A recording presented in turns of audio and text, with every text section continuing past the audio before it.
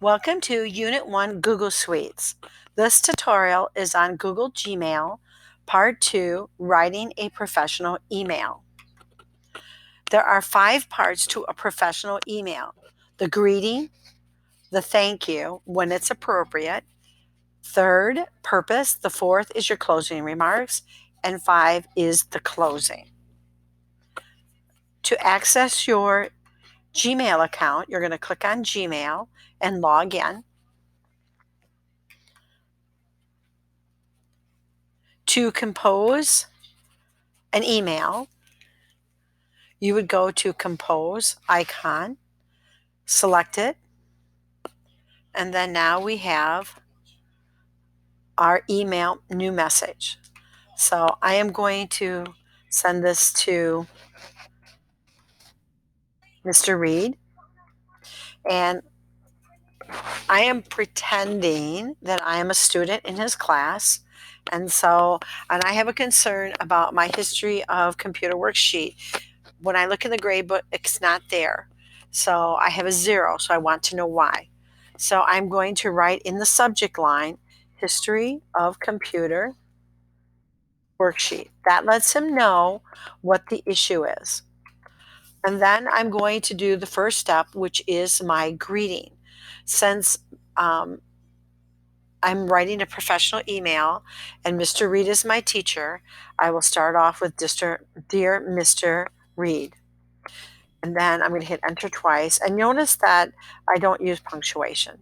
If Mr. Reed was a close personal friend of mine, I might start off with something like, Hi, Ryan. Like I know when I address Ryan, even though we're professionals, I have a working relationship with him, so I can do that. And we go by our first names. However, since you as students don't usually call teachers by their first name in theory, you should start off with Dear Mr. Reed. The second step in writing a professional email is thanking the recipient. However, since this is the initial first email, I am not going to thank him, right? Because there's no reason to thank him because he hasn't done anything yet. So I'm going to move to the third step, which is state my purpose. So I'm going to let him know I am writing to you in reference to my missing History of Computer worksheet. And now here's the problem. In the grade book, the assignment is marked as missing and is recorded as a 0. Now I'm going to check my email. I want to make that correction. What do I want him to do? Would you please check to see if you have received my History of Computer worksheet? Why am I asking him to look? I'm asking him to look because I might have submitted it in after the due date, or he might have been in there and graded, but I hadn't yet submitted mine. So he might not be aware that my History of Computer worksheet is missing. So I'm going to ask him first to check to see if he's received it. Then I'm going to say, if not, I'm going to give him some options. Would it be possible for me to come in before or after school or during seminar to complete the worksheet?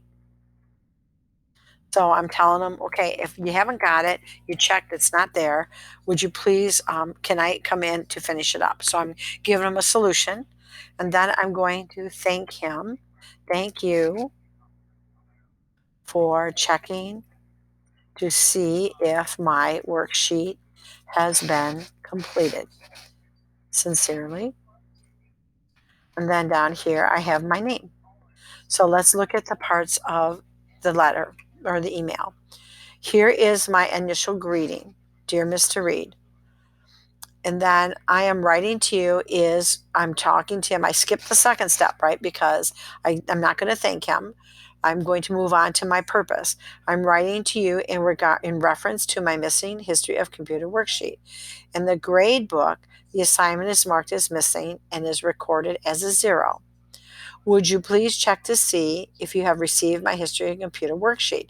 If not, would it be possible for me to come in before or after school or during seminar to complete the worksheet?" And then I thank him. "Thank you for checking to see if my worksheet has been completed."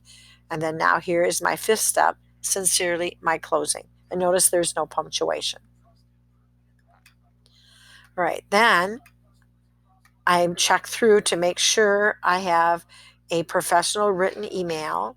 I should be using short sentences. My message should be clear and right to the purpose. I should be checking my grammar, spelling, and punctuation to make sure it is professional. The most common error will be the I. Often it is not capitalized, but you know that the word I, when it refers to yourself, should always be capitalized. If you're not good at proofreading, then I highly recommend that you have someone check your email, like your mom or dad or another student or peer, to make sure it is professional. And then if you need to attach anything, you can do that. There is a place to add a link, an emoji. Now, you'd only add an emoji if you are writing something personal. For professional emails, they're not really appropriate. You can also share something from your drive and you can add an image. So once I'm good to go with my email, I am going to hit send and send that email out. At this point in time, I'm going to delete it because I don't really want to send it out. So I'm going to delete that. And now we're going to go back in, and how would we get a response back from Mr. Reed? So let's say Mr. Reed is responding to Elizabeth's request of the history of computer worksheet, right? So he is going to start off again, "Dear Elizabeth." And now, because of his relationship, teacher to student, it's okay for him to call her by her first name, but he could write "Dear Miss Oltmans," so, or "Hello" or "Hi."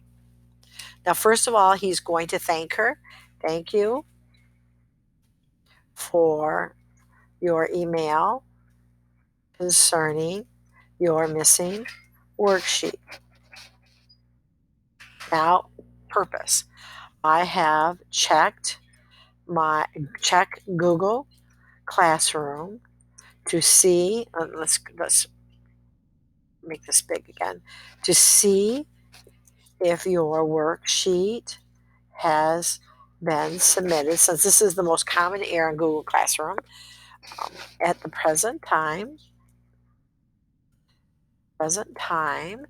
the worksheet has not been turned in, thus it is marked as missing. Please check to make sure you have hit the turn in button on the top right side of the document. If you need to complete your worksheet, I am available before school at around 7:15 a.m., or you may come in during seminar. Thank you for contacting me on your missing work. He's going to write "Sincerely." So now we have, let's look at the breakdown of this. Here is Mr. Reed's response back to Elizabeth. He has the opening. He has the "thank you for contacting." And then he responds to her email to let her know from his end what the issue seems to be. And then he also responds to the fact that she might have to come in to finish it up. So he lets her know when he will be available. And then he thanks her for her email, and then he puts in the closing. So he has done the